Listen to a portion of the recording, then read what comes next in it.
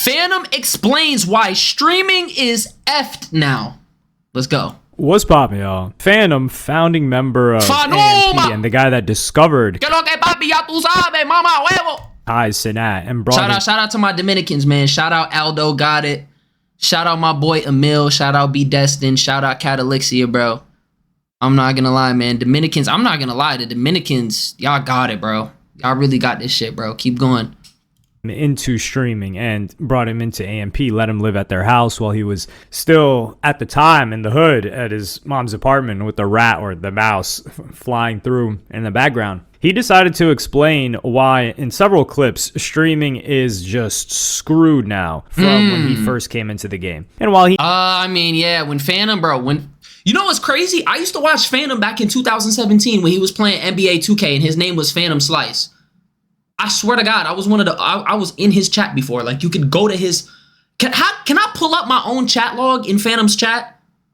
Is that possible?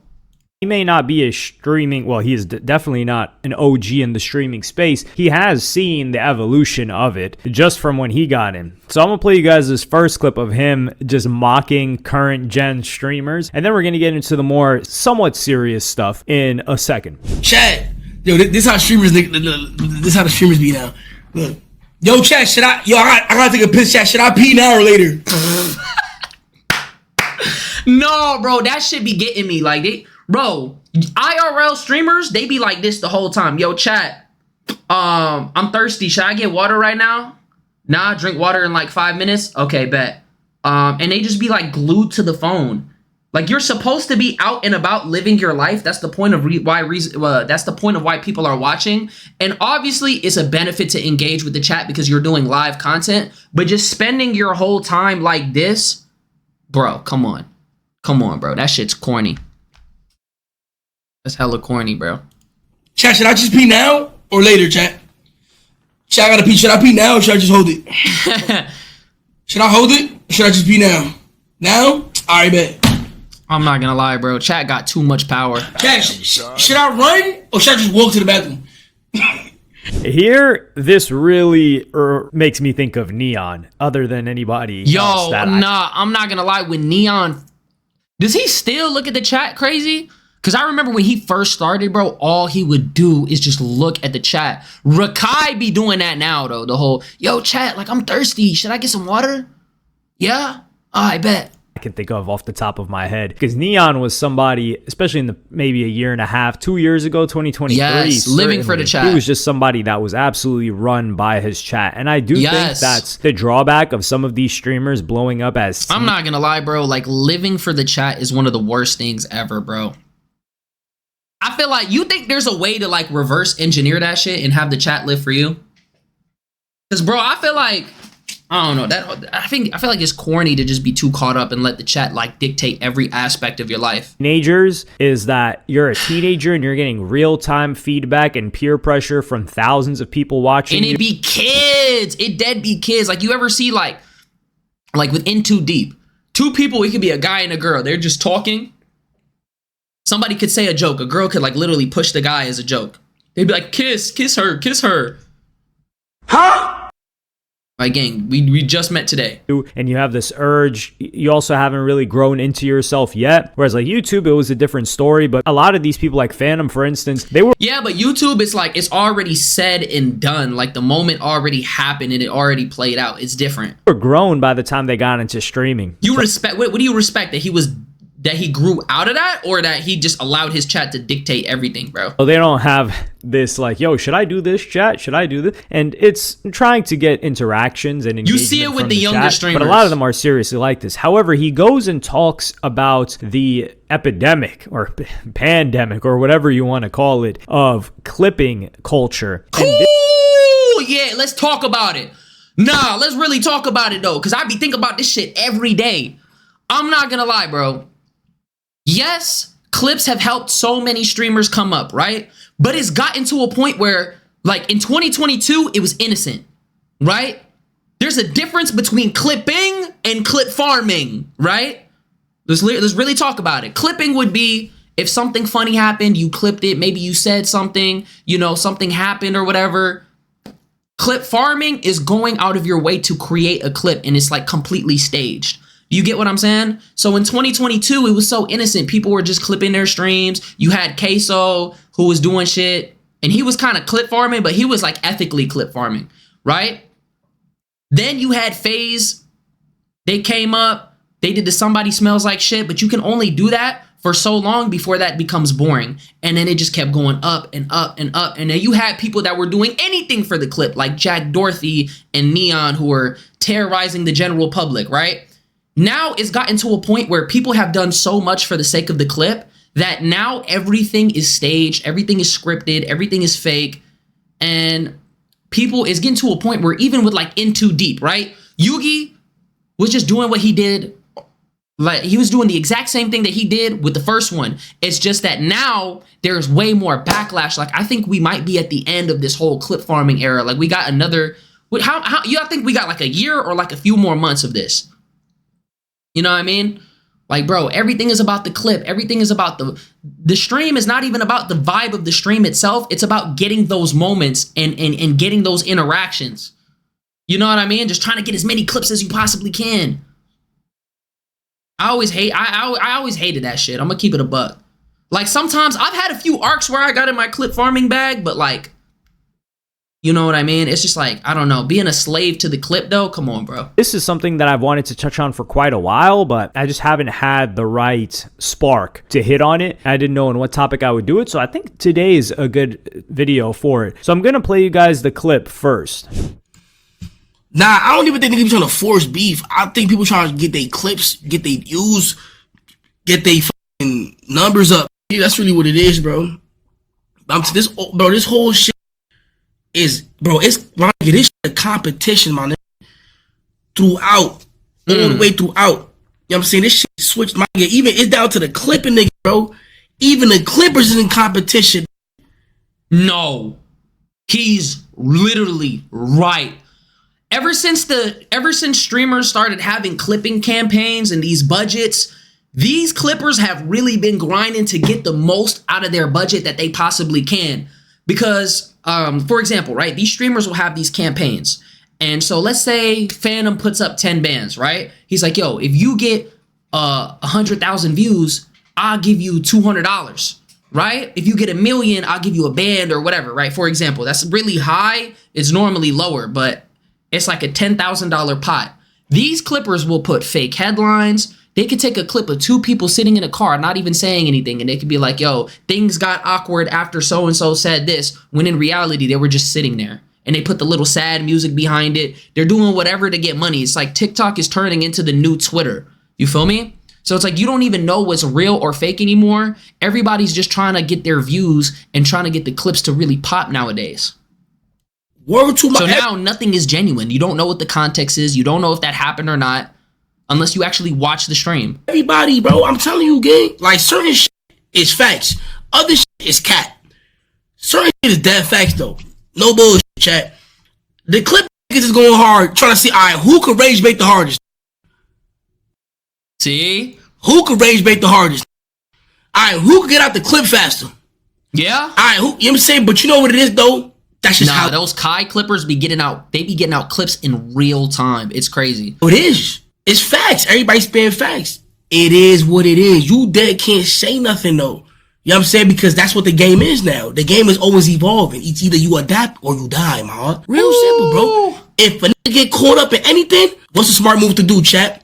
You gotta shut the fuck up. You gotta backpedal. You gotta say something else. You gotta switch it up real quick. You know what I'm saying? See, me, that's why I ain't gonna lie. That's why my shit, I don't go nowhere, chat. I ain't gonna lie. You know what I'm saying? I don't even share my streams. No bullshit.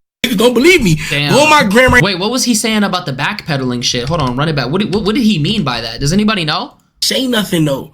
You know what I'm saying? Because that's what the game is. It is what it is. You dead can't say nothing, though. You know what I'm saying? Because that's what the game is now. The game is always evolving. It's either you adapt or you die, man. I'm not gonna lie. I like the way that he said that because I be so caught up on that fucking thing, bro. I dead be caught up in that. It's like you wanna like. It's like I want to do this shit my way, but at the same time, it's like I'm torn between a rock and a hard place of just like staying to myself and doing really what I, you know what I mean? Like having this shit be the way that I want. Or in the same breath, it's like you feel like you just got to play the game. And unfortunately, it's like I'm really torn between that shit. I'm not gonna lie. Like, that shit weighs on my fucking spirit every day. That shit really weighs on my spirit, because it's like you could literally clip farm, not give a fuck, do whatever to get the clips. You could get your views, but those people that come around, are they really gonna be core community people that you want, that are gonna be watching you forever? Are those gonna be people that actually care about you and want to see, you know, actually care about your well-being? Or are those people that just care about what you're doing in the moment?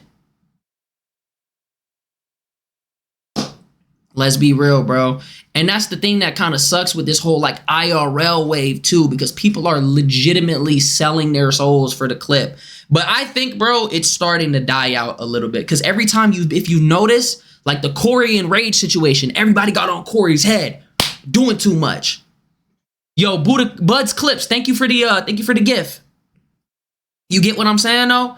It's like boom.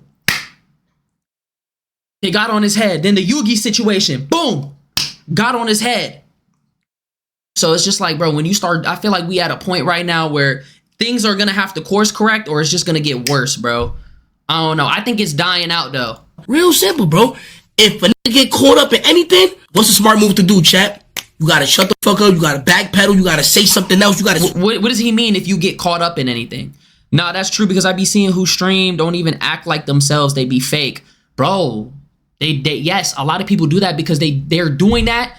It's not even that they're being fake, right? It's that they feel like they have to fit the mold of what they see working, right? And I got caught in that trap. It's a trap. If you are a new content creator, bro, do not get caught in that trap. Don't feel like you need to be, oh my God, I need to be like Kai to get on. I need to be loud and energetic, and I need to be doing this, that, and the third, or I need to be like FaZe. I need to be cracking jokes. I need to be Woody. I need to say something crazy for the clip and get the reaction. Boom. You don't need to do that, bro. What you need to do is you need to be yourself. I literally put out a tweet, right? Because I was thinking about this shit late at night. Like, I was literally thinking about this shit. And I realized, bro, because like nowadays, you dead have to like do crazy shit or humiliate yourself to get on, bro. Right? And so I really thought about it. I thought about, for a while, I was being pushed to fit the mold, right? And I thought about it. I'm like, bro, I don't need to do that shit. And here's the tweet. Starting to realize what makes me different isn't a weakness, but a strength. The fact that I'm not trying to fit the mold is going to make me different. Because if you get in a room with 10 people, right? And it's 9 people who are trying to be the exact same person, and you are the one person that's not, you're going to stand out. Do you get what I'm saying? Stop trying to fit the mold, bro, and just be you. You just being you is enough. Don't let people try to tell you you need to do this and you need to do that and you need a boom and you need a boom, because it's going to turn you into something that you're not, and you're going to hate it, and you're going to attract people that are going to like you for that persona that you're playing and not yourself. Whereas if you just be yourself, you will attract people. You may not be the most lit, but that's fine. You have people that genuinely resonate with you and genuinely understand where you're coming from at the end of the day. You know, or maybe you might be the new big thing. You don't know. But just trying to fit in is gonna leave you hating this shit. True. That's why I haven't been able to collab with other people. They just be overdoing it and clip farming instead of being organic with themselves. What you be doing? Yo, Nita, what's good? How you doing today? Switch it up real quick. You know what I'm saying? See me, that's why I ain't gonna lie, that's why my shit, I don't go nowhere, chat. I ain't gonna lie. You know what I'm saying? I don't even share my streams. No bullshit. Don't believe me. Go on my gram right now, go check if I shared my stream. I don't even share my live, man. I just click go live, man. Dead ass. Yo, you know what I like about Fanum, bro? He really be keeping it a buck, bro. He really does keep it real. And that's something that's very appreciated in today's time, especially with somebody who's at his level. It's a breath of fresh air, bro. For what? You going mad hard, bro. It's too much. It's too much animosity. It's mad shit going on. They said y'all ruined streaming. How did I ruin streaming? Nah, Fanum gives me old Twitch vibes. I'm not gonna lie. He be doing IRLs and stuff here and there. Like, obviously you have to adapt sometimes, but for the most part, he just be playing GTA. He just be ducked off doing his thing, minding his own business. How? Be real with yourself. Be real with yourself. How did I ruin streaming, nigga? How? If you tell me how I end stream right now, or if you tell me how I did that shit, I end stream. Oh God, I end stream. Nigga, where's my mother? There's no way I did that. They said AMP, but you can't. I'm still AMP, right? So you can't say that because I'm still AMP. You can't say that. You can't say that. You can't just say You can't say that, gang. You feel me? I don't care if niggas talk shit because I ain't gonna lie. One thing about me, and some of my niggas do not like that about me though. I ain't gonna care. But one thing I appreciate is a good hater. You gotta appreciate a good hater, chat. A nigga that know how to hate, fire. A good shit talker, I could appreciate a good shit talker, chat. Like, damn, like, you really have to think about that. You know what I'm saying? I like the D1 haters. I got, you feel me? I do. I ain't gonna lie. I'm sorry. That's just me personally. I am like that. I like that shit. But, I don't know, bro. I be laughing off a lot of shit. I'm gonna give it a buck. Soundboard not working. Let's see. Your name is Jorah, right? I'm going to break down a little bit of history here. So clipping goes back very, very far. You can go back to plug channels on YouTube. Oh my God, bro. Do you remember when people used to hate on plug channels? They would say that they're stealing content. Bro, do you remember when Your Rage was a plug channel? And Cash Nasty, he was plugging for Cash. Cash would stop his reaction, look in the camera and be like, Your Rage, I don't fuck with you, dog. I know you're watching this. And he would just continue reacting. Talk specifically on short form Rage was before his clipping, time. In particular for streamers or influencers. Andrew Tate was... Yo. Fuck. Nah, he was the one that kickstarted this whole thing because he had people clipping for him. He did start that whole meta. That guy for it. What Andrew Tate did was he had this group of people in like Hustlers University or whatever, and he said, hey, you guys can make money by clipping my stuff on TikTok. Hold on, I'm not trying to get banned. Let me end this shit. Hold on. Yo, everybody on TikTok, y'all know where to catch me at. Purple app. Fuck you mean? I'm not catching a violation for this shit. All right, let's keep going. And you guys clip my stuff, he gave them all of the materials, all of the interviews, etc. And they would start clipping it up. And a lot of his stuff was talking about, oh, this is how you make money. Yeah, he used to have the incentives. He literally had the blueprint to this shit. Yeah. This is how you make money. And then they would have a link, which would give them a commission on everything that was sold. So the incentive here was the money that they were going to gain via product being sold. And they had already bought the product as well. So that's where that came from. After that, Sneeko was the first one to follow up on this. And what's low-key he did. I remember that. Do y'all remember when he was like, wake up, and he was like screaming in the cam? Bro, I remember the day that he started doing that, his clip started flooding my feed. Yes. Did was that was like he already 2022. Had a big audience that really just messed with him for him, and he started streaming, and then he just started encouraging people to clip stuff and saying that was when he was streaming on YouTube and he was doing reactions. Would make money, and I think they were making money from like the TikTok creativity program. So he was like, "Yo, you're gonna get views," and he was just copying Tate's like talking points, saying crazy stuff at the time, and he was blowing up. So people were doing this for Sneeko. They were making some money off of it, or they were at least like clouding up off of it and getting these pages to a certain amount of follower accounts. So that's how that would be the first two. Then it opened the floodgates. A lot of other people started doing it, but Sneeko's editor at the time, Musa, he was one of those people that started posting these clips of, hey, I make $15K a month. Yes, he used to, and then he would have his little course that he was selling. This is my routine. I just go to CapCut and I clip up Kai Cenat or a famous streamer. I post it on TikTok. I'm not gonna lie, I be needing to do that for myself. I just hate watching the shit back. It's not even the editing part that's the hard part when it comes down to clips. It's just literally, bro, it's like if you've been live for 2 hours, I mean, there's ways to like pre-record everything and like have it to where it's doing it for you, but bro, that should be giving me a headache, bro. These views and this is how much money I'm making. And he pushed that heavy. So now all these teenagers are seeing that guy. I'll try to insert a clip of like the Musa ad, if you want to call it that, or the video that he would recreate a lot of the time if I can find it. But that brought a whole generation of kids to say like, yo, I'm watching these guys anyway. I can just clip them and make money off of it. All right. So then we're in this new era. And what happens after this period of time is a lot of them start getting claimed. So if they were uploading on YouTube. For the creativity, the creator fund would market.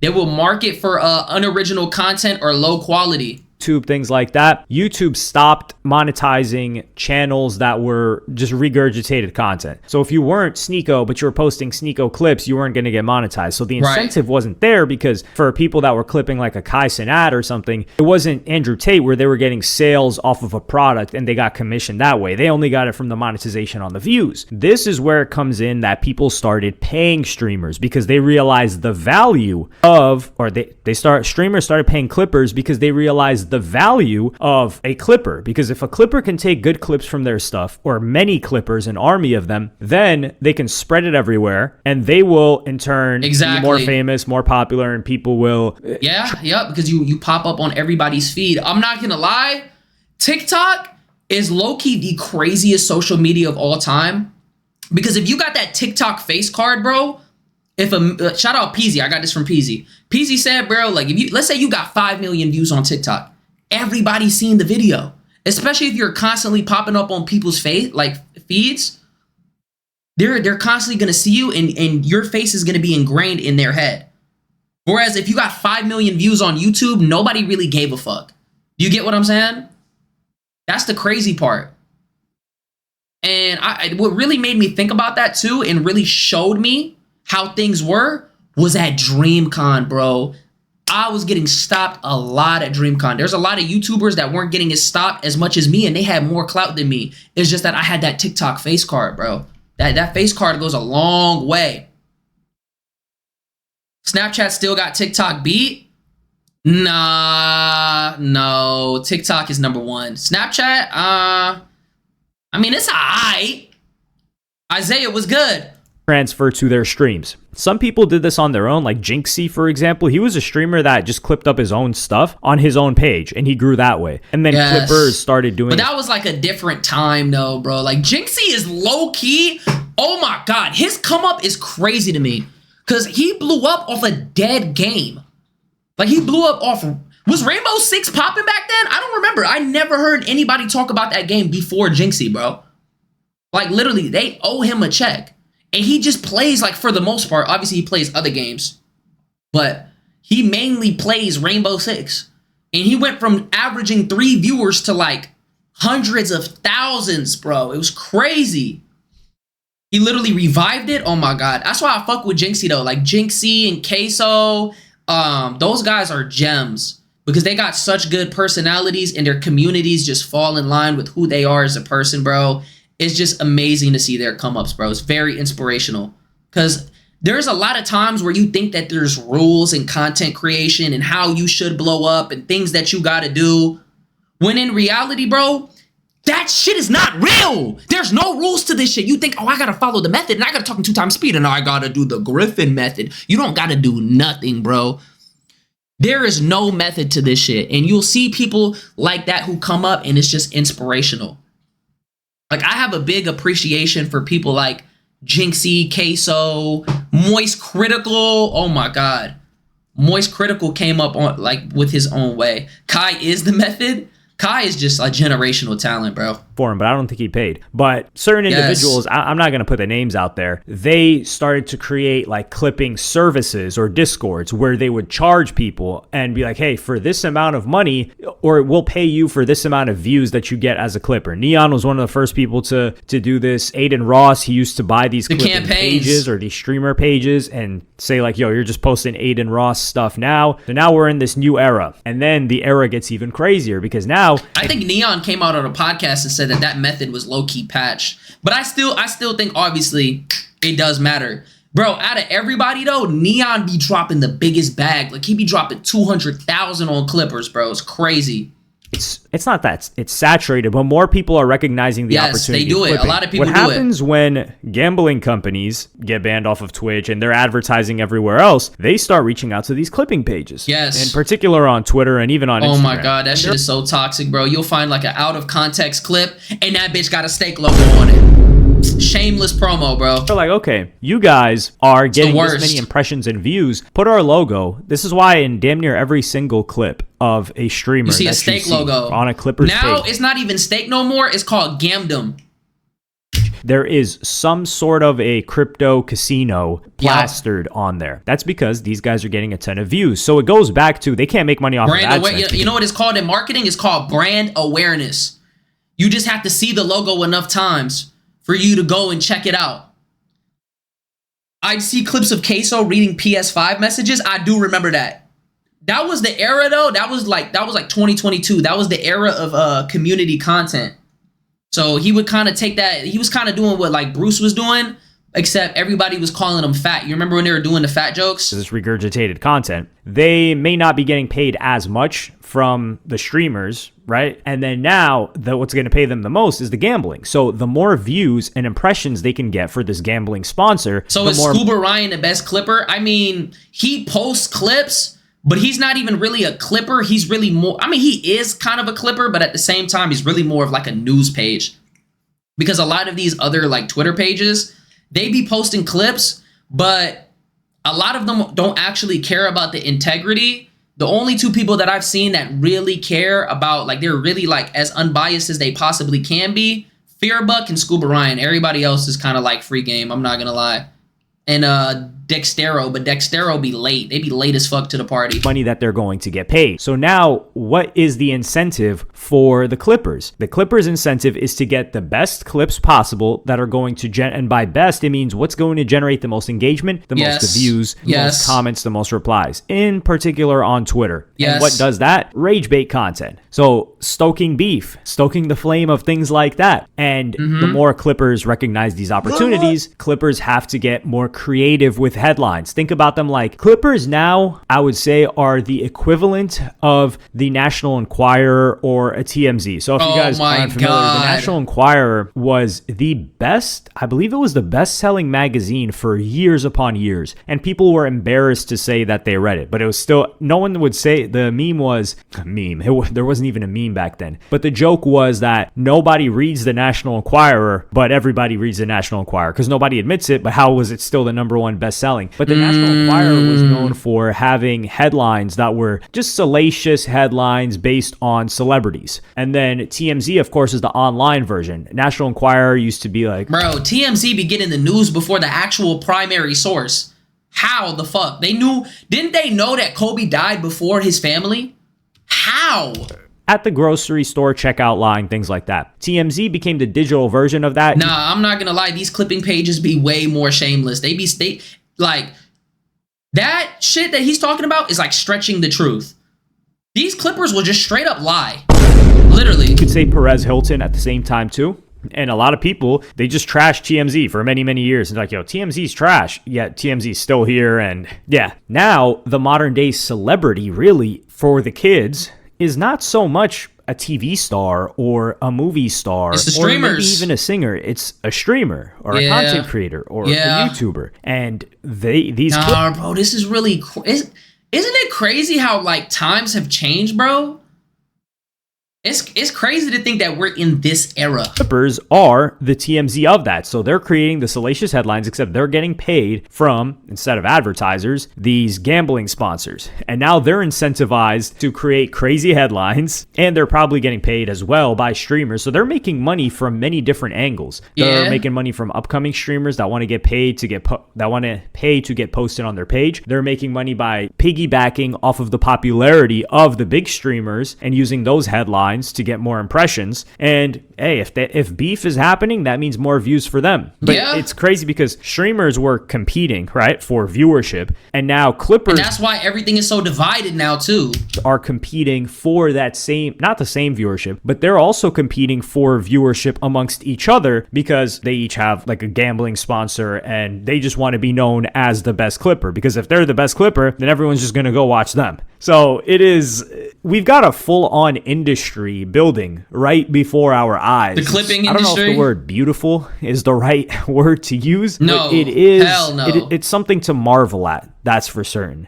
And it's only developing quicker. And Fanum is right, where he's like, yo, if you cannot adapt fast enough, you're cooked. Now, a lot of these streamers that have been here for a long time, they'll always stay at their level with but they're just not going to gain new viewers. And not everybody wants that. But if somebody wants that's right to stay at the top of streaming, they have to be up on all of these things. They have to be spending money on clippers, which is, it's so funny to me when people are just like, yo, this person didn't spend any money on clipping. Okay, yeah, he just blew up just like that. Okay, good. Well, some people do blow up, but yo, you know what's crazy? I've actually been offered by some of these clippers, but gang, I'm broke as fuck. I'm broke as fuck, bro. You think I got money to just be dumping in this shit, gang? I'm broke. I'm broke as a motherfucking joke, bro. Just being honest. I'm in particular talking about a certain streamer that, yeah, he for sure shelled out a marketing bag, just like artists do for their albums, to get everybody to talk about it. And then once you get lit enough that your name brings in views, that's when you don't really have to pay for clipping as much, because the who do you think he's talking about? Reward shifts. So they're getting more reward talking about you than you are getting from paying them to talk about you. Nah, this is interesting, bro. I do feel like this clip shit. Y'all think it's gonna keep going though? I feel like this shit gotta die out. I'm gonna keep it a buck. I don't like what it's become, because it's just turned into everything just being fake and just trying to farm all these clips and just farm all these moments. And it's just crazy shit just always happening back to back to back to get as many clips as possible. It's so many beefs. Nobody wants to collaborate. I miss how the shit was before all this. Like in 2020, that shit was the best time because everybody was just friends and nobody was trying to really farm shit. It was just genuine and everybody was just having fun. And everybody looks back at that time and they realize that it was a lot simpler, bro. 2021, that was a good time too. That was really a good time too. But I think back then when you could go on somebody like Rage's stream and you just see it's him in a call with Silky and maybe Annoying is in there, Kai is in there, Aiden is in there. You know, that was a good time. But I want shit to go back to how it was back then. You know, shit just being genuine. That's why I admire like people who are willing to go that route.